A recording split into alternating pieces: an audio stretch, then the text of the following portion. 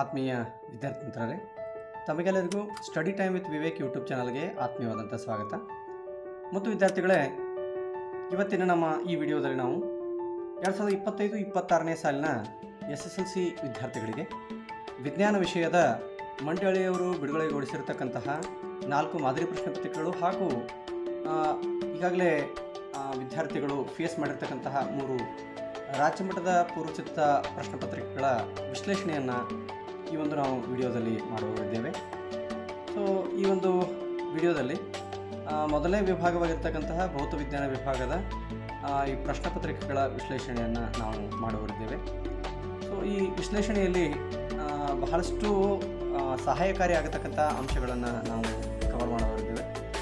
So ಈ ಒಂದು ವಿಡಿಯೋವನ್ನು ವೀಕ್ಷಿಸಿದ ನಂತರ ತಾವುಗಳು ಬರ್ತಕ್ಕಂತಹ ವಾರ್ಷಿಕ ಪರೀಕ್ಷೆಯಲ್ಲಿ ವಿಜ್ಞಾನ ವಿಷಯದಲ್ಲಿ 80ಕ್ಕೆ 80 ಅಂಕಗಳನ್ನು ಗಳಿಸಲಿಕ್ಕೆ ಈ ಒಂದು ವಿಡಿಯೋ ತುಂಬ ಸಹಾಯಕಾರಿ ಆಗುತ್ತೆ ಅಂತಕ್ಕಂಥ ಮಾತನ್ನು ಹೇಳ್ತಾ, ಸೊ ಈ ಒಂದು ವಿಡಿಯೋವನ್ನು ವೀಕ್ಷಿಸಿದ ನಂತರ ತಮ್ಮಗಳಿಗೆ ಯಾವ ರೀತಿ ಭೌತ ವಿಜ್ಞಾನದಲ್ಲಿ ಯಾವ ಪ್ರಶ್ನೆಗಳಿಗೆ ನಾವು ಹೆಚ್ಚು ಕಾನ್ಸಂಟ್ರೇಷನ್ ಮಾಡಬೇಕು ಅನ್ನುವಂಥದ್ದನ್ನು ತಮಗೆ ಸಂಪೂರ್ಣವಾಗಿ ಅರ್ಥ ಆಗುತ್ತೆ.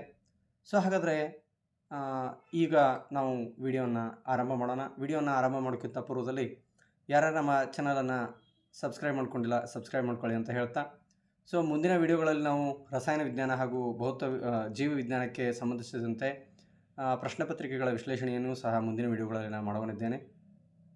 ಸೊ ಹಾಗಾದರೆ ತಡ ಮಾಡದೆ ನಾವು ವಿಡಿಯೋನ ಆರಂಭ ಮಾಡೋಣ. ಭೌತ ವಿಜ್ಞಾನ ವಿಭಾಗ.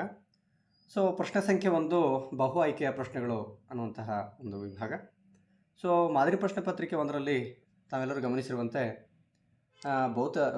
ವಿದ್ಯುಚ್ಛಕ್ತಿ ಪಾಠಕ್ಕೆ ಸಂಬಂಧಪಟ್ಟಂತೆ ಭೌತ ಪರಿಮಾಣಗಳು ಹಾಗೂ ಅವುಗಳ ಏಕಮಾನಗಳ ಬಗ್ಗೆ, 2ನೇ ಪರೀಕ್ಷೆಯಲ್ಲಿಯೂ ಸಹ ಅದೇ ಒಂದು ಪಾಠಕ್ಕೆ ಸಂಬಂಧಪಟ್ಟಂತೆ ಅದೇ ರೀತಿಯ ಪ್ರಶ್ನೆಯನ್ನು ಕೇಳಲಾಗಿದೆ. ಆಮೇಲೆ ಪೂರ್ವಸಿದ್ಧತಾ ಪರೀಕ್ಷೆ 1ರಲ್ಲಿ, ಆಮೇಲೆ ಪೂರ್ವಸಿದ್ಧತಾ ಪರೀಕ್ಷೆ 2ರಲ್ಲಿ, ಪೂರ್ವಸಿದ್ಧತಾ ಪರೀಕ್ಷೆ 3ರಲ್ಲಿ ಸೊ ಅದೇ ಪಾಠಕ್ಕೆ ಸಂಬಂಧಿಸಿದಂತೆ ಪ್ರಶ್ನೆಗಳನ್ನು ರಿಪೀಟ್ ಮಾಡಿರ್ತಕ್ಕಂಥದ್ದನ್ನು ನಾವೆಲ್ಲ ಗಮನಿಸಿದ್ದೇವೆ.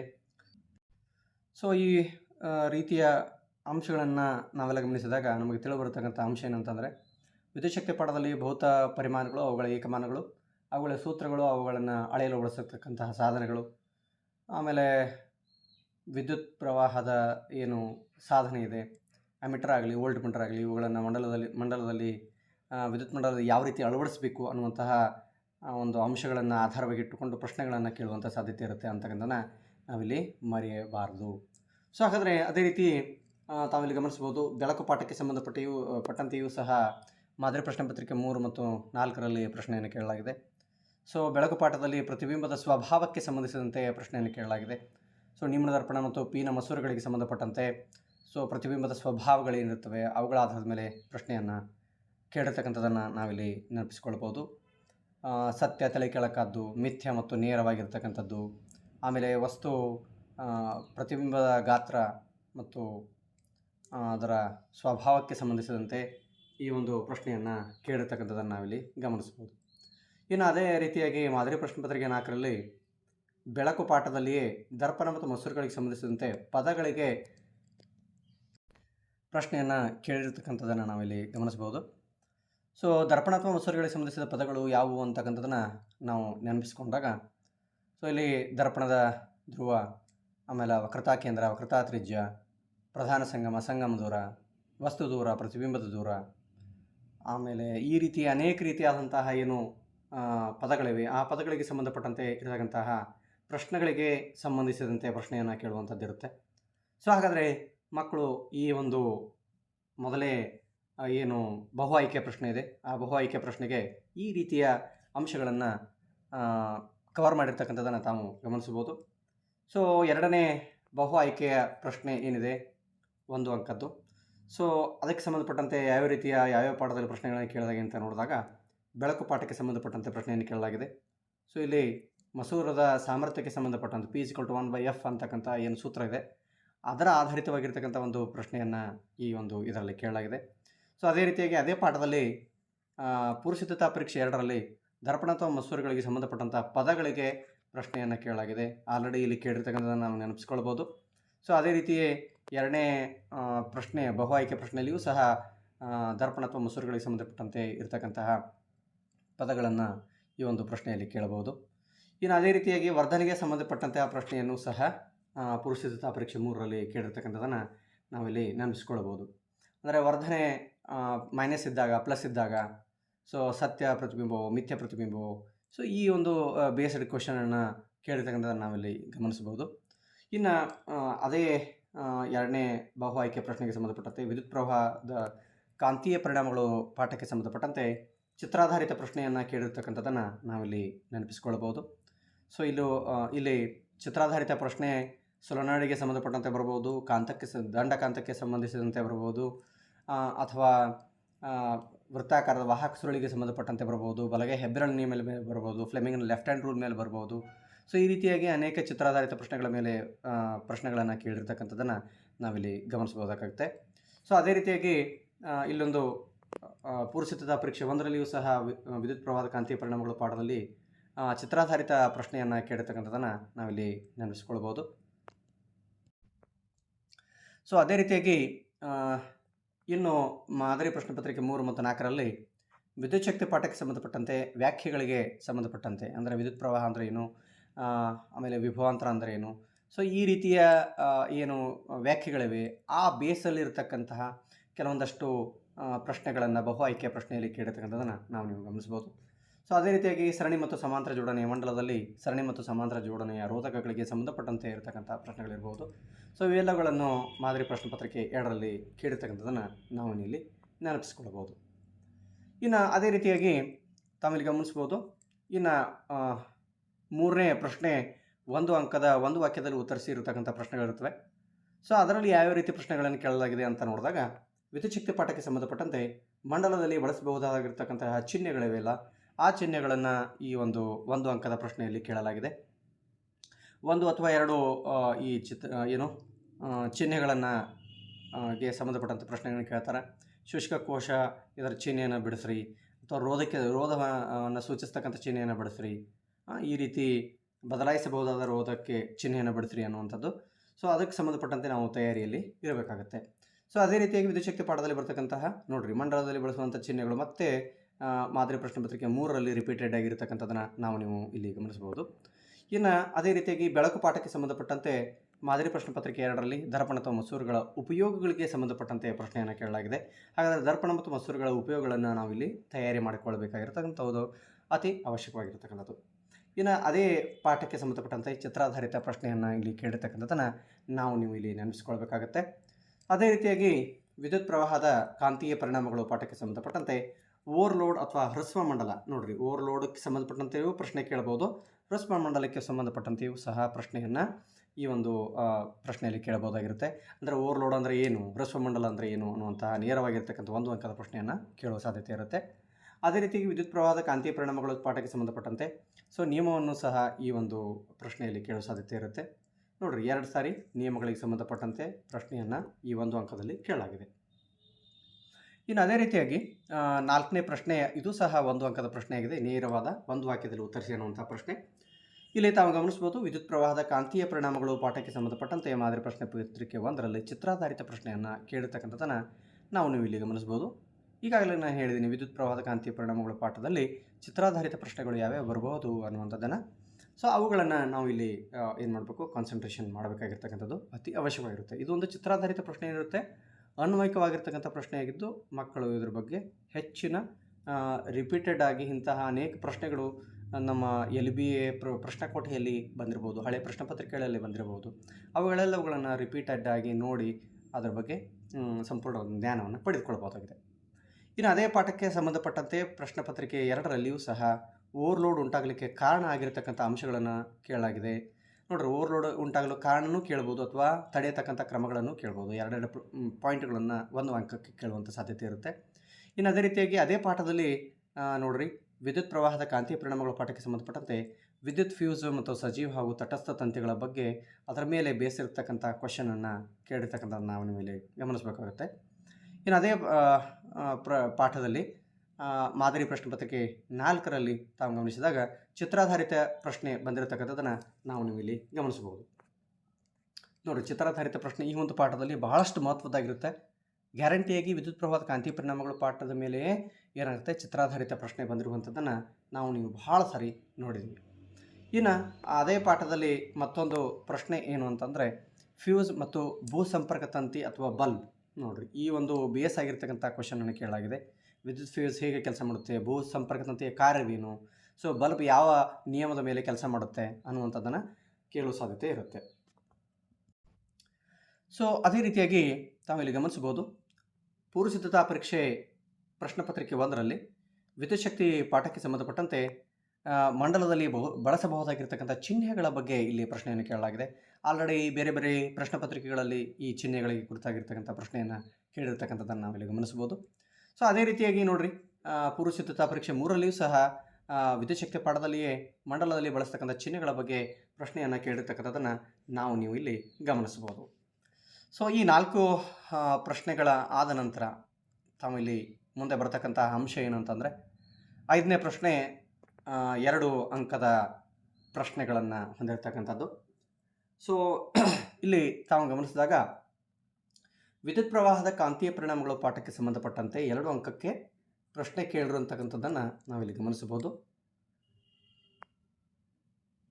ಇಲ್ಲಿ ಕೇಳಿರ್ತಕ್ಕಂಥ ಪ್ರಶ್ನೆ ಏನು ಅಂತಂದರೆ,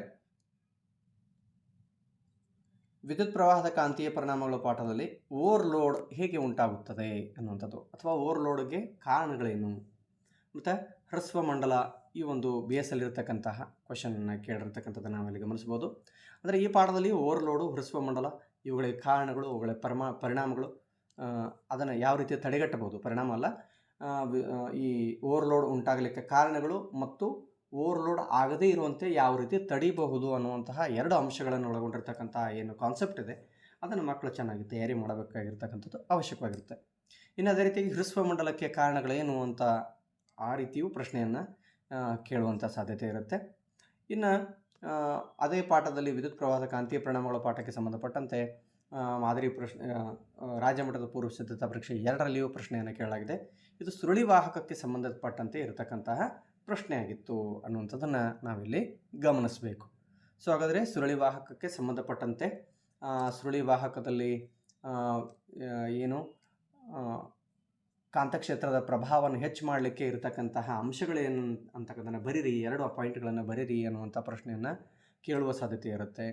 ಆಮೇಲೆ ಇನ್ನು ಅದೇ ರೀತಿಯಾಗಿ ವಿದ್ಯುತ್ ಶಕ್ತಿ ಪಾಠವನ್ನು ಗಮನಿಸಿದಾಗ ಸರಳ ವಿದ್ಯುತ್ ಮಂಡಲದ ಚಿತ್ರವನ್ನು ಬರೆಯಿರಿ ಅನ್ನುವಂಥ ಸರಳವಾಗಿರ್ತಕ್ಕಂಥ 2 ಅಂಕದ ಪ್ರಶ್ನೆಯನ್ನು ಮಾದರಿ ಪ್ರಶ್ನೆ ಪತ್ರಿಕೆ 2ರಲ್ಲಿ ಕೇಳಲಾಗಿದೆ.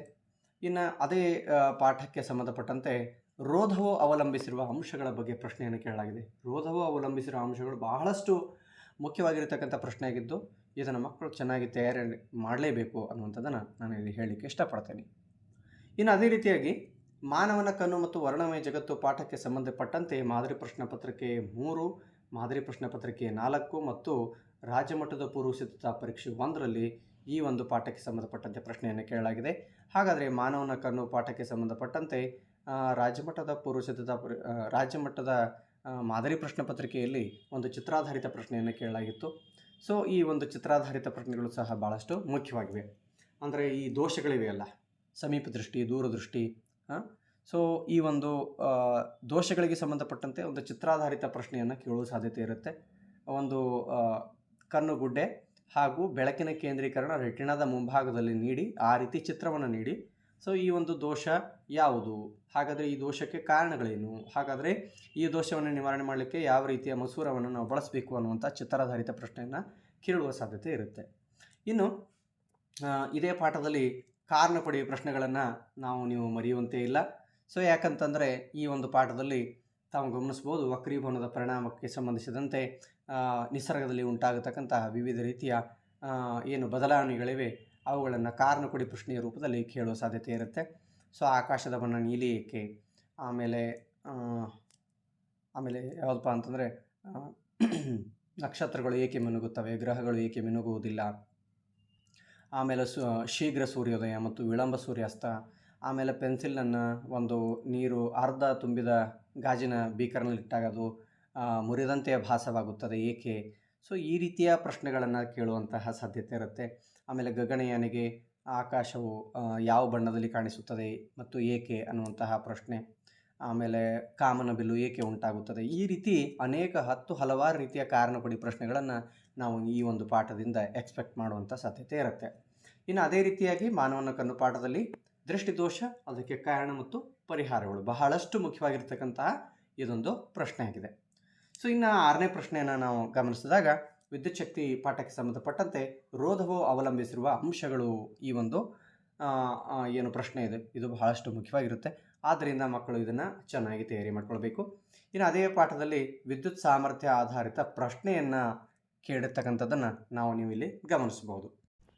ಸೊ ಹಾಗಾದರೆ ವಿದ್ಯುತ್ ಶಕ್ತಿ ಪಾಠದಲ್ಲಿ ಸುಮಾರು 95 to 97% ಏನಂತಂದರೆ ಇದೇ ಪಾಠಕ್ಕೆ ಸಂಬಂಧಪಟ್ಟಂತೆ ಈ ಸಮಸ್ಯೆಯನ್ನು ಕೇಳುವಂತಹ ಸಾಧ್ಯತೆ ಇರುತ್ತೆ. ಮಕ್ಕಳು ಆ ವಿದ್ಯುತ್ ಶಕ್ತಿ ಪಾಠದಲ್ಲಿ ಬರ್ತಕ್ಕಂಥ ಎಲ್ಲ ಸಮಸ್ಯೆಗಳನ್ನು ಸಂಪೂರ್ಣವಾಗಿ ತಯಾರಿ ಮಾಡ್ಕೊಳ್ಬೇಕು. ಇನ್ನು ರಾಜ್ಯಮಟ್ಟದ ಏನು ಮಾದರಿ ಪ್ರಶ್ನೆ ಪತ್ರಿಕೆ ಇದೆ, 3ನೇ ಮಾದರಿ ಪ್ರಶ್ನೆ ಪತ್ರಿಕೆ, ಅದರಲ್ಲಿ ಕೇಳ್ತಕ್ಕಂಥ ಪ್ರಶ್ನೆ ಏನಂತಾರೆ ರೋಧವು ಅವಲಂಬಿಸಿರೋ ಅಂಶಗಳು, ಭಾಳಷ್ಟು ಇಂಪಾರ್ಟೆಂಟ್, ಆಲ್ರೆಡಿ ರಿಪೀಟೆಡ್ ಆಗಿರ್ತಕ್ಕಂಥ ಅಂಶ ಇದೆ. ಇನ್ನು ವಿದ್ಯುತ್ ಶಕ್ತಿ ಪಾಠದಲ್ಲಿ ಬರ್ತಕ್ಕಂತಹ ಕಾರಣ ಕೊಡಿ ಪ್ರಶ್ನೆಗಳು ಸಹ ಇವೆ. ಸೊ ಆ ಕಾರಣ ಕೊಡಿ ಪ್ರಶ್ನೆಗಳಿಗೂ ಸಹ ನೀವು ತಯಾರಿ ಮಾಡಿಕೊಳ್ಳಬೇಕಾಗತ್ತೆ.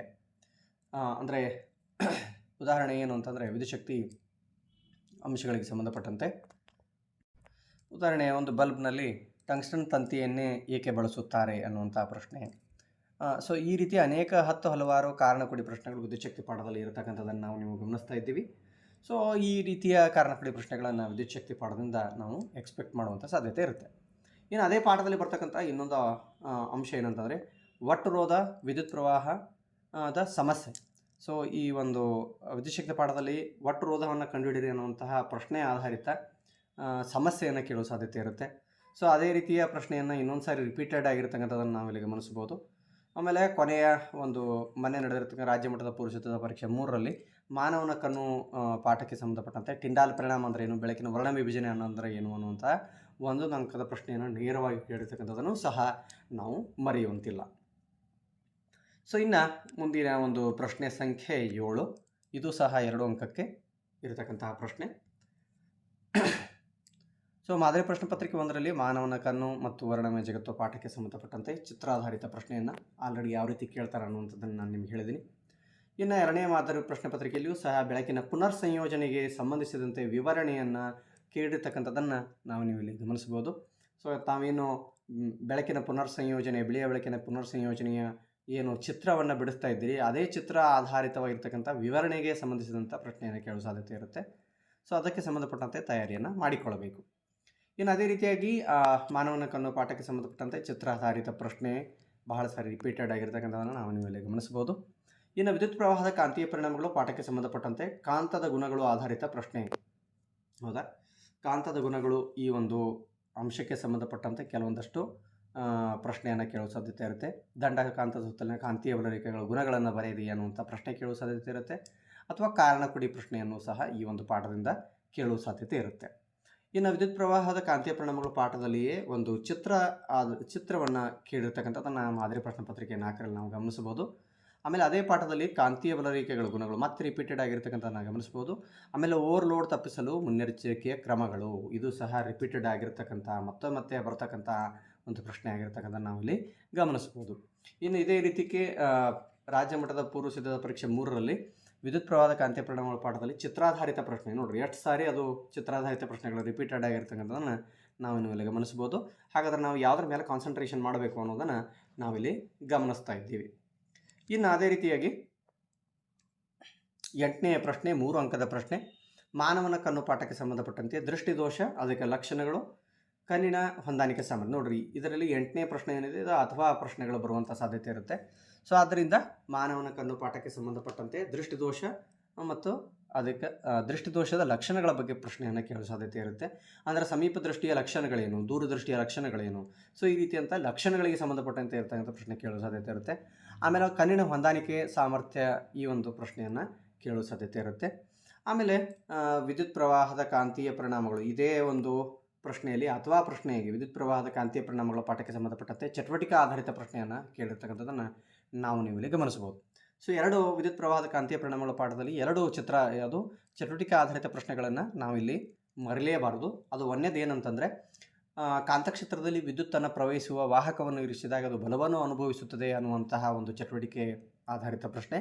ಇನ್ನೊಂದು ದಂಡಕಾಂತದ ಸುತ್ತಲಿನ ಕಾಂತೀಯ ಬಲರೇಖೆಗಳನ್ನು ಸೂಚಿಕಾಂತ ಉಪಯೋಗಿಸಿ ಗುರುತಿಸುವುದು ಅನ್ನುವಂಥ ಇನ್ನೊಂದು ಚಟುವಟಿಕೆ ಆಧಾರಿತ ಪ್ರಶ್ನೆ. ಈ ಎರಡು ಚಟುವಟಿಕೆ ಆಧಾರಿತ ಪ್ರಶ್ನೆಗಳು ಈ ಪಾಠದಲ್ಲಿ ನಾವು ಮರೆಯುವಂತೆ ಇಲ್ಲ ಅನ್ನುವಂಥದ್ದು. ಇನ್ನು ಮಾನವನ ಕಣ್ಣು ಪಾಠಕ್ಕೆ ಸಂಬಂಧಪಟ್ಟಂತೆ ಇನ್ನೊಂದು ಪ್ರಶ್ನೆ ದೃಷ್ಟಿದೋಷ, ಅದಕ್ಕೆ ಕಾರಣ ಮತ್ತು ಪರಿಹಾರ ಅಥವಾ ಕಾರಣ ಕೊಡಿ ಪ್ರಶ್ನೆಗಳು ಈ ಒಂದು ಪಾಠದಿಂದ ಬರುವ ಸಾಧ್ಯತೆ ಇರುತ್ತೆ. ಇನ್ನು ಇದೇ ಒಂದು ಪ್ರಶ್ನೆ ಸಂಖ್ಯೆ ಮಾದರಿ ಪ್ರಶ್ನೆ ಪತ್ರಿಕೆ 2ರಲ್ಲಿ ಬೆಳಕು ಪಾಠಕ್ಕೆ ಸಂಬಂಧಪಟ್ಟಂತೆ ಕೇಳಲಾಗಿತ್ತು. ಬೆಳಕಿನ ಪ್ರತಿಫಲನದ ನಿಯಮಗಳು, ಇದು ಸಹ ಬಹಳಷ್ಟು ಮುಖ್ಯವಾಗಿರ್ತಕ್ಕಂಥ ಪ್ರಶ್ನೆಯಾಗಿದೆ. ಬೆಳಕಿನ ಪ್ರತಿಫಲನದ ನಿಯಮಗಳು, ವಕ್ರೀಭವನದ ನಿಯಮಗಳು ಎರಡೂ ಬಹಳಷ್ಟು ಇಂಪಾರ್ಟೆಂಟ್ ಆಗಿವೆ. ಅವುಗಳನ್ನು ಚೆನ್ನಾಗಿ ತಯಾರಿ ಮಾಡ್ಕೊಳ್ಬೇಕು. ಅದರ ಜೊತೆಗೆ ಮತ್ತೆ ಕೇಳಿರ್ತಕ್ಕಂಥ ಪ್ರಶ್ನೆ ಏನಂತಂದರೆ ವರ್ಧನೆಗೆ ಸಂಬಂಧಪಟ್ಟಂತೆ ಇರ್ತಕ್ಕಂಥ ಪ್ರಶ್ನೆ. ಸೊ ವರ್ಧನೆ ಅಂದರೆ ಏನು, ಧನಾತ್ಮಕ ಮತ್ತು ಋಣಾತ್ಮಕ ಚಿಹ್ನೆಗಳೇನಿವೆ ಇವುಗಳ ಆಧಾರಿತವಾಗಿ ಅದು ಸತ್ಯ ಪ್ರತಿಬಿಂಬವೋ ಮಿಥ್ಯ ಪ್ರತಿಬಿಂಬವೋ, ಅದು ಮಸೂರ ಯಾವುದು, ನಿಮ್ನ ಮಸೂರು ಪೀನ ಮಸೂರು, ಈ ರೀತಿ ಕೇಳುವಂಥ ಸಾಧ್ಯತೆ ಇರುತ್ತೆ. ಸೊ ಆದ್ದರಿಂದ ಮಕ್ಕಳು ಅದಕ್ಕೆ ಸಂಬಂಧಿಸಿದಂತೆ ಚೆನ್ನಾಗಿ ತಯಾರಿ ಮಾಡಿಕೊಳ್ಬೇಕು. ಇನ್ನು ಅದೇ ಬೆಳಕು ಪಾಠಕ್ಕೆ ಸಂಬಂಧಪಟ್ಟಂತೆ ರೇಖಾನಕ್ಷೆ ಬಿಡಿಸುವುದು ಬಹಳಷ್ಟು ಇಂಪಾರ್ಟೆಂಟ್ ಆಗಿರ್ತಕ್ಕಂಥ 3 ಅಂಕದ ಫಿಕ್ಸ್ ಆಗಿರತಕ್ಕಂಥ ಕ್ವಶನ್ ಅಂತ ಹೇಳ್ಬೋದು. ಸೊ ಅದೇ ರಿಪೀಟೆಡ್ ಆಗಿರ್ತಕ್ಕಂಥದ್ದನ್ನು ನೀವು ಇಲ್ಲಿ ಗಮನಿಸ್ತಾ ಹೋಗ್ತಾ ಇದ್ದೀವಿ. 3 ಅಂಕದ ರೇಖಾನಕ್ಷೆ ಬಿಡಿಸ್ತಕ್ಕಂತಹ ಚಿತ್ರ ಬಿಡಿಸ್ತಕ್ಕಂಥದ್ದು. ಸೊ ಇದು ನಿಮ್ನ ದರ್ಪಣಕ್ಕೆ ಸಂಬಂಧಪಟ್ಟಂತೆ ಇರತಕ್ಕಂತಹ ರೇಖಾನಕ್ಷೆಗಳಾಗಿರ್ಬೋದು ಅಥವಾ ಪೀನ ಮಸೂರಕ್ಕೆ ಸಂಬಂಧಪಟ್ಟಂತೆ ಇರತಕ್ಕಂತಹ ರೇಖಾನಕ್ಷೆಗಳಾಗಿರ್ಬೋದು. ಇನ್ನು ಅದೇ ರೀತಿಯಾಗಿ ಮಾನವನ ಕಣ್ಣು ಪಾಠಕ್ಕೆ ಸಂಬಂಧಪಟ್ಟಂತೆ ಕೇಳಿರ್ತಕ್ಕಂಥ ಇನ್ನೊಂದು ಅಥವಾ ಪ್ರಶ್ನೆ ಏನು ಅಂತಂದರೆ ಆಯತಾಕಾರದ ಗಾಜಿನ ಚಪ್ಪಡಿಯ ಮೂಲಕ ಬೆಳಕು ವಕ್ರೀಭವನ ಹೊಂದಿರತಕ್ಕಂಥದ್ದು ಏನು ಪ್ರಯೋಗ ಇದೆ ಅದರ ಆಧಾರಿತವಾಗಿರ್ತಕ್ಕಂತಹ ಚಟುವಟಿಕೆ ಪ್ರಶ್ನೆಯೂ ಸಹ ಒಂದು ಸಾರಿ ಕೇಳಲಾಗಿದೆ. ಅದು ಸಹ ನೀವು ತಯಾರಿ ಮಾಡಿಕೊಳ್ಬೇಕು. ಇನ್ನು ಇದೇ ಒಂದು ಪ್ರಶ್ನೆ ಸಂಖ್ಯೆಯಲ್ಲಿ ವಿದ್ಯುತ್ ಪ್ರವಾಹದ ಕಾಂತೀಯ ಪರಿಣಾಮಗಳು ಪಾಠಕ್ಕೆ ಸಂಬಂಧಪಟ್ಟಂತೆ ತಾವಿಲ್ಲಿ ಗಮನಿಸ್ಬೋದು. ಚಟುವಟಿಕೆ ಆಧಾರಿತ ಪ್ರಶ್ನೆಗಳನ್ನು ರಿಪೀಟೆಡ್ ಆಗಿ ಕೇಳಿರ್ತಕ್ಕಂಥದ್ದು. ಸೊ ಇನ್ನು ಅದೇ ರೀತಿಯಾಗಿ ಮುಂದಿನ ಒಂದು ಪ್ರಶ್ನೆ ಸಂಖ್ಯೆ 9. ಸೊ ಈ ಪ್ರಶ್ನೆ ಸಂಖ್ಯೆಯನ್ನು ನಾವು ಗಮನಿಸಿದಾಗ 9ನೇ ಪ್ರಶ್ನೆ 3 ಅಂಕದ ಪ್ರಶ್ನೆ. ಇದು ಸಹ ವಿದ್ಯುತ್ ಪ್ರವಾಹದ ಕಾಂತೀಯ ಪರಿಣಾಮಗಳು ಪಾಠಕ್ಕೆ ಸಂಬಂಧಪಟ್ಟಂತೆ ತಾವಿಲ್ಲಿ ಗಮನಿಸ್ತಾ ಇದ್ದೀರಿ. ಚಟುವಟಿಕೆ ಆಧಾರಿತ ಪ್ರಶ್ನೆ ಇಲ್ಲಿ ತಾವು ಗಮನಿಸ್ತಾ ಇದ್ದೀರಿ, ಚಟುವಟಿಕೆ ಆಧಾರಿತ ಪ್ರಶ್ನೆ. ಸೊ 2 ಸಂದರ್ಭಗಳಲ್ಲಿ ಇಲ್ಲಿ ಚಟುವಟಿಕೆ ಆಧಾರಿತ ಪ್ರಶ್ನೆಯನ್ನು ಕೇಳಲಾಗಿದೆ. ಆಲ್ರೆಡಿ ಯಾವ ಚಟುವಟಿಕೆಗಳನ್ನು ಕೇಳ್ತಾರ ಅಂತ ಅನ್ನೋದನ್ನು ನಾನು ನಿಮಗೆ ಹೇಳಿದ್ದೀನಿ. ಇನ್ನು ಮಾನವನ ಕಣ್ಣು ಮತ್ತು ವರ್ಣಮಯ ಜಗತ್ತು ಪಾಠಕ್ಕೆ ಸಂಬಂಧಪಟ್ಟಂತೆ ದೃಷ್ಟಿದೋಷ, ಅದಕ್ಕೆ ಕಾರಣ ಮತ್ತು ಪರಿಹಾರ ಅಥವಾ ಮಾನವನ ಕಣ್ಣು ಪಾಠದಲ್ಲಿ ಬರುವಂತಹ ಕಾರಣ ಕೊಡಿಗಳು ಮತ್ತು ಕಣ್ಣಿನ ಹೊಂದಾಣಿಕೆಯ ಸಾಮರ್ಥ್ಯ. ಸೊ ಈ ಬೇಸ್ಡ್ ಕ್ವಶನ್ಸ್ಗಳನ್ನು ಜಾಸ್ತಿಯಾಗಿ ರಿಪೀಟೆಡ್ ಆಗಿರ್ತಕ್ಕಂಥ ನಾವು ಇಲ್ಲಿ ಗಮನಿಸ್ಬೋದು. ಅದೇ ರೀತಿಯಾಗಿ ಮುಂದಿನ ಮಾದರಿ ಪ್ರಶ್ನೆ ಪತ್ರಿಕೆಯಲ್ಲಿಯೂ ಸಹ ದೃಷ್ಟಿದೋಷ, ಅದಕ್ಕೆ ಕಾರಣ ಮತ್ತು ಅದಕ್ಕೆ ಪರಿಹಾರ ಮತ್ತು ಕಾರಣ ಕೊಡಿ ಕ್ವಶನ್ಸ್ಗಳನ್ನು ರಿಪೀಟೆಡ್ ಆಗಿರ್ತಕ್ಕಂಥನ್ನು ನಾವಿಲ್ಲಿ ಗಮನಿಸಬಹುದು. ಇನ್ನು ಅದೇ ರೀತಿಯಾಗಿ ರಾಜ್ಯ ಮಟ್ಟದ ಪೂರ್ವ ಸಿದ್ಧತಾ ಪರೀಕ್ಷೆ 2ರಲ್ಲಿಯೂ ಸಹ ರಿಪೀಟೆಡ್ ಆಗಿರ್ತಕ್ಕಂಥ ನಾವಿಲ್ಲಿ ಗಮನಿಸ್ಬೋದು. ದೃಷ್ಟಿದೋಷ, ಅದಕ್ಕೆ ಕಾರಣ ಮತ್ತು ಪರಿಹಾರ, ಕಾರಣ ಕೊಡಿ, ಟಿಂಡಾಲ್ ಪರಿಣಾಮ ಮತ್ತು ಇದೇ ಒಂದು ಪಾಠದಲ್ಲಿ ಬರ್ತಕ್ಕಂತಹ ಕಾರಣ ಕೊಡಿ ಪ್ರಶ್ನೆಗಳನ್ನು ರಿಪೀಟೆಡ್ ಆಗಿ ಕೇಳಿರ್ತಕ್ಕಂಥದ್ದನ್ನು ನಾವು ನಿಮ್ಮಲ್ಲಿ ಗಮನಿಸಬಹುದು. ಇನ್ನು ನೆಕ್ಸ್ಟ್ ಬರ್ತದೆ ಏನಂತಂದರೆ ಬೆಳಕು ಪಾಠಕ್ಕೆ ಸಂಬಂಧಪಟ್ಟಂತೆ ರೇಖಾನಕ್ಷೆ ಬಿಡಿಸ್ತಕ್ಕಂಥದ್ದು. ಇದು ಸಹ ಕೇಳಿರ್ತಕ್ಕಂಥ ಪ್ರಶ್ನೆ. ಆಲ್ರೆಡಿ ಪ್ರಶ್ನೆ ಸಂಖ್ಯೆ 8ರಲ್ಲಿಯೂ ಸಹ ಬೇರೆ ಬೇರೆ ಪ್ರಶ್ನೆ ಪತ್ರಿಕೆಗಳಲ್ಲಿ ಅದನ್ನು ಕೇಳಲಾಗಿದೆ. ರಾಜ್ಯ ಮಟ್ಟದ ಪೂರ್ವ ಸಿದ್ಧತಾ ಪರೀಕ್ಷೆ 1ರಲ್ಲಿ ಈ ಒಂದು ರೇಖಾನಕ್ಷೆ ಬಿಡಿಸಲಿಕ್ಕೆ ಸಹಾಯಕಾರಿಯಾಗಿರ್ತಕ್ಕಂಥ ಒಂದು ಪ್ರಶ್ನೆಯನ್ನು ಕೇಳಲಾಗಿದೆ. ಇನ್ನು ವಿದ್ಯುತ್ ಪ್ರವಾಹದ ಕಾಂತೀಯ ಪರಿಣಾಮಗಳು ಪಾಠಕ್ಕೆ ಸಂಬಂಧಪಟ್ಟಂತೆ 9ನೇ ಪ್ರಶ್ನೆ ಸಂಖ್ಯೆ ಒಳಗೆ ರಾಜ್ಯ ಮಟ್ಟದ ಪೂರ್ವ ಸಿದ್ಧತಾ ಪರೀಕ್ಷೆ 3ರಲ್ಲಿ ಸೊಲೊನೈಡ್, ಅದಕ್ಕೆ ಸಂಬಂಧಪಟ್ಟಂತೆ ಸೊಲೊನೈಡ್ ಅಂದರೆ ಏನು, ಸೊಲೊನೈಡ್ನ ಗುಣಗಳಿಗೆ ಸಂಬಂಧಪಟ್ಟಂತೆ ಇರತಕ್ಕಂಥ ಅಂಶಗಳನ್ನು ತಾವು ರಿಪೀಟೆಡ್ ಆಗಿ ತಯಾರಿ ಮಾಡ್ಕೊಳ್ಬೇಕು. ವಿದ್ಯುತ್ ಕಾಂತ ತಯಾರಿಸುವಂತಹ ವಿಧಾನದ ಬಗ್ಗೆಯೂ ಸಹ ಗಮನ ಹರಿಸಬೇಕಾಗಿರ್ತಕ್ಕಂಥದ್ದು ಅತಿ ಅವಶ್ಯಕವಾಗಿದೆ. ಸೊಲೊನೈಡ್ನಲ್ಲಿ ವಿದ್ಯುತ್ ಕಾಂತವನ್ನು ಯಾವ ರೀತಿ ತಯಾರಿಸ್ತೀರಿ ಅನ್ನೋಂಥ ಪ್ರಶ್ನೆ. ಆಮೇಲೆ ಕಾಂತಕ್ಷೇತ್ರ ಹೆಚ್ಚು ಮಾಡ್ತಕ್ಕಂಥ ವಿಧಾನಗಳಿಗೂ ಸಹ ಸಂಬಂಧಪಟ್ಟಂತೆ ಪ್ರಶ್ನೆಯನ್ನು ಕೇಳಲಾಗಿದೆ. ಇನ್ನು ಅದೇ ರೀತಿಯಾಗಿ ಚಟುವಟಿಕೆ ಆಧಾರಿತ ಪ್ರಶ್ನೆಯನ್ನು ಇಲ್ಲಿ ಕೇಳಿರ್ತಕ್ಕಂಥದ್ದನ್ನು ನಾವಿಲ್ಲಿ ಗಮನಿಸಬಹುದು. ಇನ್ನು ಪ್ರಶ್ನೆ ಸಂಖ್ಯೆ 10ರಲ್ಲಿ 3 ಅಂಕದ ಪ್ರಶ್ನೆ. ಇದು ಸಹ ಬೆಳಕು ಪಾಠಕ್ಕೆ ಸಂಬಂಧಪಟ್ಟಂತೆ ರೇಖಾಚಿತ್ರವನ್ನು ಕೇಳಿರ್ತಕ್ಕಂಥದ್ದನ್ನು ನಾವಿಲ್ಲಿ ಗಮನಿಸಬಹುದು. 2 ಸಾರಿ ರೇಖಾಚಿತ್ರಗಳು ಬಹಳಷ್ಟು ಮುಖ್ಯವಾಗಿವೆ. ಆಮೇಲೆ ವಿದ್ಯುತ್ ಪ್ರವಾಹದ ಕಾಂತೀಯ ಪರಿಣಾಮಗಳ ಪಾಠಕ್ಕೆ ಸಂಬಂಧಪಟ್ಟಂತೆ ಸೊಲೊನಾಯ್ಡ್ಗೆ ಸಂಬಂಧಪಟ್ಟಂತೆ, ಆಮೇಲೆ ಎಡಗೈ ನಿಯಮ ಸಜೀವ ಮತ್ತು ತಟಸ್ಥ ತಂತಿಗಳಿಗೆ ಸಂಬಂಧಿಸಿದ ಪ್ರಶ್ನೆಯನ್ನು ಕೇಳಿರ್ತಕ್ಕಂಥದ್ದನ್ನು ನೀವು ಇಲ್ಲಿ ಗಮನಿಸಬಹುದು. ಇನ್ನು ಇದೇ ಪಾಠದಲ್ಲಿ ಓವರ್ಲೋಡ್ ಮತ್ತೆ ಬಂದಿದೆ, ಸೊಲನಾಯ್ಡ್ ಮತ್ತೆ ಕೇಳಲಾಗಿದೆ, ವಿದ್ಯುತ್ ಕಾಂತ ಯಾವ ರೀತಿ ತಯಾರಿಸ್ತೀರಿ ಅನ್ನುವಂಥ ಪ್ರಶ್ನೆಯನ್ನು ಮತ್ತೆ ರಿಪೀಟ್ ಮಾಡಲಾಗಿದೆ, ಕಾಂತೀಯ ಬಲರೇಖೆಗಳಿಗೆ ಸಂಬಂಧಪಟ್ಟಂತೆ ಪ್ರಶ್ನೆಯನ್ನು ಕೇಳಲಾಗಿದೆ, ಕಾಂತೀಯ ಬಲರೇಖೆಗಳ ಗುಣಗಳಿಗೆ ಸಂಬಂಧಪಟ್ಟಂತೆ. ಹೌದಾ? ಸೊ ಈ ರೀತಿಯಾಗಿ ಕ್ವಶನ್ಸ್ಗಳು ರಿಪೀಟೆಡ್ ಆಗಿರ್ತಕ್ಕಂಥದ್ದನ್ನು ನಾವು ಇಲ್ಲಿ ಗಮನಿಸ್ಬೋದು.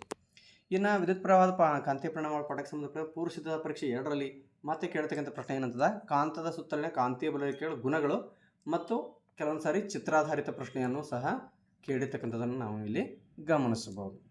ಇನ್ನು ಮಾನವನ ಕಣ್ಣು ಪಾಠಕ್ಕೆ ಸಂಬಂಧಪಟ್ಟಂತೆ ಕಣ್ಣಿನ ದೋಷ ಪರಿಹಾರ ಮತ್ತು ಟಿಂಡಾಲ್ ಪರಿಣಾಮಕ್ಕೆ ಸಂಬಂಧಪಟ್ಟಂತೆ ಪ್ರಶ್ನೆ. ಆಮೇಲೆ ಇದೇ ಪಾಠದಲ್ಲಿ ಕಾರಣ ಕೊಡಿ ಪ್ರಶ್ನೆಗಳಿವೆ ಎಲ್ಲ. ಅವು ಕಾಮನ ಬಿಲ್ಲು ಉಂಟಾಗುವಿಕೆ ಕಾರಣ, ನಕ್ಷತ್ರಗಳು ಮಿನುಗುವಿಕೆ ಕಾರಣ, ಗ್ರಹಗಳು ಮಿನುಗುವುದಿಲ್ಲ ಏಕೆ ಅನ್ನುವಂಥ ಕಾರಣ, ಈ ರೀತಿ ಕಾರಣಕ್ಕೆ ಸಂಬಂಧಪಟ್ಟಂತೆ ಪ್ರಶ್ನೆಗಳು. ಆಮೇಲೆ ಇದೇ ಪಾಠದಲ್ಲಿ ಬರುವಂತಹ ಕೆಲವೊಂದಷ್ಟು ಚಿತ್ರಾಧಾರಿತ ಪ್ರಶ್ನೆಯನ್ನು ಸಹ ಕೇಳುವ ಸಾಧ್ಯತೆ ಇರುತ್ತೆ. ಆಮೇಲೆ ಪೂರ್ವ ಸಿದ್ಧತಾ ಪರೀಕ್ಷೆ 1ರಲ್ಲಿ ಮಾನವನ ಕಣ್ಣು ಈ ಒಂದು ಪಾಠದಲ್ಲಿ ಕಾರಣ ಕೊಡಿ ಪ್ರಶ್ನೆಯನ್ನು ಕೇಳಿರ್ತಕ್ಕಂಥದ್ದು, ಬೆಳಕಿನ ಪುನರ್ ಸಂಯೋಜನೆಗೆ ಸಂಬಂಧಪಟ್ಟಂತೆ ಇರತಕ್ಕಂತಹ ಪ್ರಶ್ನೆಗಳಾಗಿರ್ಬೋದು.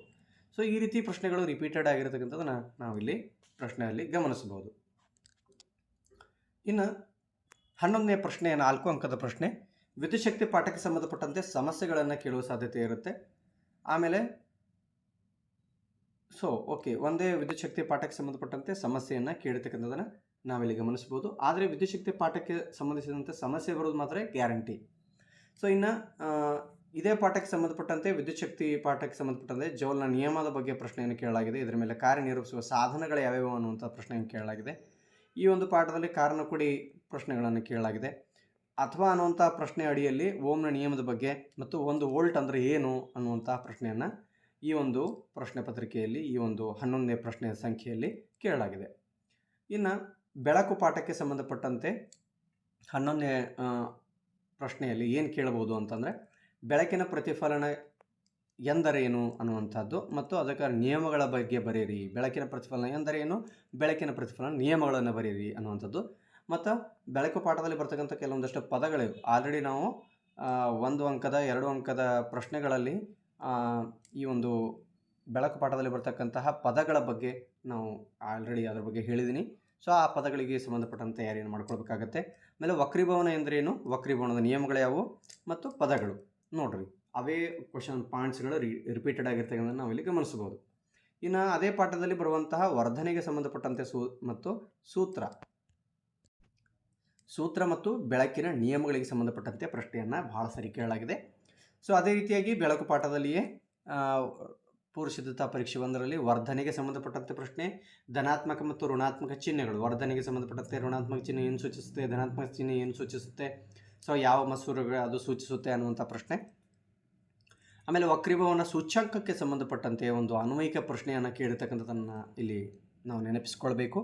ಸೊ ವಕ್ರೀಭವನ ಸೂಚ್ಯಂಕಕ್ಕೆ ಸಂಬಂಧಪಟ್ಟಂತೆ ಅನ್ವಯಿಕ ಪ್ರಶ್ನೆ, ಆಮೇಲೆ ದರ್ಪಣದ ಉಪಯೋಗಗಳಿಗೆ ಸಂಬಂಧಪಟ್ಟಂಥ ಪ್ರಶ್ನೆ ಮತ್ತು ಅಲ್ಲಿ ಬಳಸ್ತಕ್ಕಂಥ ಬೆಳಕು ಪಾಠದಲ್ಲಿ ಬರ್ತಕ್ಕಂಥ ಏನು ಪದಗಳಿವೆ ಆ ಒಂದು ಬೇಸ್ನಲ್ಲಿರ್ತಕ್ಕಂಥ ಕ್ವಶನ್ಸ್ಗಳನ್ನು ರಿಪೀಟೆಡ್ ಆಗಿ ಕೇಳಲಾಗಿದೆ. ಇನ್ನು ಅದೇ ಪಾಠಕ್ಕೆ ಸಂಬಂಧಪಟ್ಟಂತೆ ಮತ್ತೆ ನೋಡಿರಿ, ವರ್ಧನೆ, ಧನಾತ್ಮಕ ಮತ್ತು ಋಣಾತ್ಮಕ ಚಿಹ್ನೆಗಳು, ಆಮೇಲೆ ವರ್ಧನೆಯ ಅರ್ಥ, ವಕ್ರೀಭವನ ಅಂದರೆ ಏನು, ವಕ್ರೀಭವನ ಸೂಚ್ಯಂಕದ ಅನ್ವಯಿಕ ಪ್ರಶ್ನೆಯನ್ನು ಕೇಳಲಾಗಿದೆ, ಮತ್ತು ನಿಯಮಗಳನ್ನು ಕೇಳಲಾಗಿದೆ. ಆಮೇಲೆ ದರ್ಪಣಗಳ ವ್ಯತ್ಯಾಸಗಳನ್ನು ಕೇಳಲಾಗಿದೆ, ನಿಮ್ನ ದರ್ಪಣ ಮತ್ತು ಪೀನ ದರ್ಪಣಗಳ ನಡುವಿನ ವ್ಯತ್ಯಾಸ. ಸೊ ನೆಕ್ಸ್ಟು ಪೂರ್ವ ಸಿದ್ಧತಾ ಪರೀಕ್ಷೆ 3ರಲ್ಲಿ ಮತ್ತೆ ತಾವು ಗಮನಿಸಿದಾಗ ವಕ್ರೀಭವನ ಸೂಚ್ಯಂಕಕ್ಕೆ ಸಂಬಂಧಿಸಿದಂಥ ಪ್ರಶ್ನೆಯನ್ನು ಕೇಳಲಾಗಿದೆ. ಆಯತಾಕಾರದ ಗಾಜಿನ ಚಪ್ಪಡಿ ಅದರ ಮೂಲಕ ಏನು ವಕ್ರೀಭವನ ಆಗುತ್ತೆ, ಸೊ ಅದಕ್ಕೆ ಸಂಬಂಧಪಟ್ಟಂತೆ ಇರತಕ್ಕಂಥ ಪ್ರಶ್ನೆಯನ್ನು ಕೇಳಲಾಗಿದೆ. ವಕ್ರೀಭವನದ ಪರಿಣಾಮಕ್ಕೆ ಸಂಬಂಧಪಟ್ಟಂತೆ ಒಂದು ಪ್ರಶ್ನೆಯನ್ನು ಕೇಳಲಾಗಿದೆ. ಆಮೇಲೆ ಮಸೂರ ಮತ್ತು ದರ್ಪಣಗಳ ನಡುವಿನ ವ್ಯತ್ಯಾಸಗಳನ್ನು ಕೇಳಲಾಗಿದೆ. ಸೊ ಈ ರೀತಿಯಾಗಿ ಈ ಒಂದು ಪಾಠಕ್ಕೆ ಬೆಳಕು ಪಾಠಕ್ಕೆ ಸಂಬಂಧಪಟ್ಟಂತೆ 11ನೇ ಸಂಖ್ಯೆಯ ಪ್ರಶ್ನೆಯನ್ನು ಈ ರೀತಿ ಕೇಳಬಹುದಂಥ ಸಾಧ್ಯತೆ ಇರುತ್ತೆ. ಇನ್ನು ಕೊನೆಯ ಪ್ರಶ್ನೆ 12ನೇ ಪ್ರಶ್ನೆ, ಭೌತ ವಿಜ್ಞಾನದ 12ನೇ ಪ್ರಶ್ನೆ ಏನಿದೆ ಇದು ಕೊನೆಯ ಪ್ರಶ್ನೆ ಆಗಿರ್ತಕ್ಕಂಥದ್ದನ್ನು ನಾವಿಲ್ಲಿ ಗಮನಿಸಬಹುದು. ಸೊ ಹಾಗಾದರೆ ನಾವು 12ನೇ ಪ್ರಶ್ನೆ ಯಾವ ರೀತಿ ಕೇಳ್ತಾರೆ ಅಂತಂದ್ರೆ ನೋಡೋಣ. ಬೆಳಕು ಪಾಠಕ್ಕೆ ಸಂಬಂಧಪಟ್ಟಂತೆ ವಕ್ರೀಭವನದ ನಿಯಮಗಳು, ಆಯತಾಕಾರದ ಗಾಜಿನ ಚಪ್ಪಡಿ ಅದಕ್ಕೆ ಸಂಬಂಧಪಟ್ಟಂಥ ಪ್ರಶ್ನೆ, ವಕ್ರೀಭವನದ ಪರಿಣಾಮಗಳು, ಮಸೂರ ಹಾಗೂ ದರ್ಪಣಗಳ ನಡುವಿನ ವ್ಯತ್ಯಾಸಗಳು. ಈ ಒಂದು 12ನೇ ಪ್ರಶ್ನೆಯೇ ಈ ಒಂದು ಪಾಠಕ್ಕೆ ಸಂಬಂಧಪಟ್ಟ ಈ ರೀತಿ ಪ್ರಶ್ನೆ ಕೇಳುವ ಸಾಧ್ಯತೆ ಇರುತ್ತೆ. ಅಥವಾ 12ನೇ ಪ್ರಶ್ನೆ ಸಾಮಾನ್ಯವಾಗಿ ಬೆಳಕು ಪಾಠಕ್ಕೆ ಸಂಬಂಧಪಟ್ಟಂಥ ಸಮಸ್ಯೆ ಇರ್ಬೋದು, ಅಥವಾ ವಿದ್ಯುಚ್ಛಕ್ತಿ ಪಾಠಕ್ಕೆ ಸಂಬಂಧಪಟ್ಟಂತೆ ಇರ್ತಕ್ಕಂಥ ಸಮಸ್ಯೆಗಳಿರ್ಬೋದು. ನೋಡಿರಿ, ವಿದ್ಯುಚ್ಛಕ್ತಿ ಪಾಠಕ್ಕೆ ಸಂಬಂಧಪಟ್ಟಂತೆ ಸಮಸ್ಯೆ 4 ಅಂಕಕ್ಕೆ ಬಹಳ ಸಾರಿ ರಿಪೀಟೆಡ್ ಆಗಿರ್ತಕ್ಕಂಥದ್ದನ್ನು ನಾವು ಇಲ್ಲಿ ನೋಡ್ಬೋದು. ಇನ್ನು ಅದೇ ವಿದ್ಯುಚ್ಛಕ್ತಿ ಪಾಠದಲ್ಲಿ ಸಮಸ್ಯೆಗಳನ್ನು ಹೊರತುಪಡಿಸಿ ಮತ್ತೆ ಏನು ಕೇಳ್ತಾರೆ ಅಂದರೆ ವಾಹಕ ರೋಧವು ಅವಲಂಬಿಸಿರೋ ಅಂಶಗಳು, ಆಮೇಲೆ ಜೂಲ್ನ ನಿಯಮದ ಬಗ್ಗೆ ಕೇಳಲಾಗಿದೆ. ಜೂಲ್ನ ನಿಯಮದ ಮೇಲೆ ಕಾರ್ಯನಿರ್ವಹಿಸುವ ಸಾಧನಗಳ ಬಗ್ಗೆ ಪ್ರಶ್ನೆಯನ್ನು ಕೇಳಲಾಗಿದೆ. ಸೊ ಮಕ್ಕಳು ಇದರ ಬಗ್ಗೆ ಎಲ್ಲ ಚೆನ್ನಾಗಿ ತಯಾರಿ ಮಾಡ್ಕೊಳ್ಬೇಕು. ಆಮೇಲೆ ಓಮ್ನ ನಿಯಮಕ್ಕೆ ಸಂಬಂಧಪಟ್ಟಂಥ ಪ್ರಶ್ನೆ, ರೋಧವು ಅವಲಂಬಿಸಿರೋ ಅಂಶಗಳ ಬಗ್ಗೆ ಪ್ರಶ್ನೆ, ಆಮೇಲೆ 1 ವೋಲ್ಟ್ ಇದರ ಅರ್ಥವನ್ನು ಕೇಳ್ತಕ್ಕಂಥ ಒಂದು ಪ್ರಶ್ನೆಯನ್ನು ಇಲ್ಲಿ ಕೇಳಿರ್ತಕ್ಕಂಥದ್ದನ್ನು ನಾವು ಇಲ್ಲಿ ಗಮನಿಸ್ಬೋದು. ಸೊ ಮುದ್ದು ವಿದ್ಯಾರ್ಥಿಗಳೇ, ಇಲ್ಲಿವರೆಗೆ ನಾವು ಭೌತ ವಿಜ್ಞಾನ ವಿಭಾಗ, ಆ ಭೌತ ವಿಜ್ಞಾನ ವಿಭಾಗದಲ್ಲಿ ಯಾವ್ಯಾವ ಪಾಠಕ್ಕೆ ಸಂಬಂಧಪಟ್ಟಂತೆ ಯಾವ್ಯಾವ ಕಾನ್ಸೆಪ್ಟ್ ಮೇಲೆ ಬಹಳಷ್ಟು ಪ್ರಶ್ನೆಯನ್ನು ಕೇಳಲಾಗಿದೆ, ಯಾವ ರೀತಿ ಪ್ರಶ್ನೆಯನ್ನು ಕೇಳಲಾಗಿದೆ ಅನ್ನುವಂಥದ್ದನ್ನು ಅನಾಲಿಸಿಸನ್ನು ಮಾಡುವತಕ್ಕಂಥ ಒಂದು ಕೆಲಸವನ್ನು ಈ ಒಂದು ವಿಡಿಯೋದಲ್ಲಿ ನಾವು ಮಾಡಿದ್ದೀವಿ. ಸೊ ಇದೇ ರೀತಿ ನಾವು ಮುಂದಿನ ವಿಡಿಯೋದಲ್ಲಿ ರಸಾಯನ ವಿಜ್ಞಾನದ ಯಾವ್ಯಾವ ಕಾನ್ಸೆಪ್ಟ್ಗಳ ಮೇಲೆ ಮತ್ತು ಯಾವ್ಯಾವ ರೀತಿಯ ಪ್ರಶ್ನೆಗಳನ್ನು ಆಯಾ ಪಾಠಗಳಲ್ಲಿ ಕೇಳಲಾಗಿದೆ ಮತ್ತು ಯಾವ್ಯಾವ ಕ್ವಶನ್ಸ್ ರಿಪೀಟ್ ಆಗಿವೆ ಮತ್ತು ನಾವು ಮುಂದಿನ ಪರೀಕ್ಷಾ ತಯಾರಿಗೆ ಯಾವ ಪಾಠಗಳ ಮೇಲೆ, ಆಯಾ ಪಾಠಗಳಲ್ಲಿ ಯಾವ ಕಾನ್ಸೆಪ್ಟ್ ಮೇಲೆ ಮತ್ತು ಯಾವ ಪ್ರಶ್ನೆಗಳ ಮೇಲೆ ನಾವು ಬೆಳಕನ್ನು ಕೇಂದ್ರೀಕರಿಸಬೇಕು ಅನ್ನುವಂಥದ್ದನ್ನು ನಾವು ನಮ್ಮ ಮುಂದಿನ ವಿಡಿಯೋಗಳಲ್ಲಿ ನೋಡೋಣ. ಸೊ ನೀವು ಇದೇ ರೀತಿ ಈ ಒಂದು ವಿಡಿಯೋಗಳನ್ನು ಗಮನಿಸ್ತಾ ಇರಲಿ. ಸೊ ಈ ಒಂದು ವಿಡಿಯೋ ನಮಗೆ ಇಷ್ಟ ಆದಲ್ಲಿ ನೀವು ನಮ್ಮ ಚಾನಲ್ನ ಲೈಕ್ ಮಾಡಿ, ಶೇರ್ ಮಾಡಿ ಮತ್ತು ವಿಡಿಯೋಗಳನ್ನು ಆದಷ್ಟು ಶೇರ್ ಮಾಡಿ ಅಂತ ಹೇಳ್ತಾ, ಸೊ ಮುಂದಿನ ವಿಡಿಯೋದಲ್ಲಿ ಮತ್ತೆ ನಾವು ನೀವು ಭೇಟಿಯಾಗೋಣ. ಅಲ್ಲಿವರೆಗೂ ಟೇಕ್ ಕೇರ್, ಬಾಯ್ ಬಾಯ್.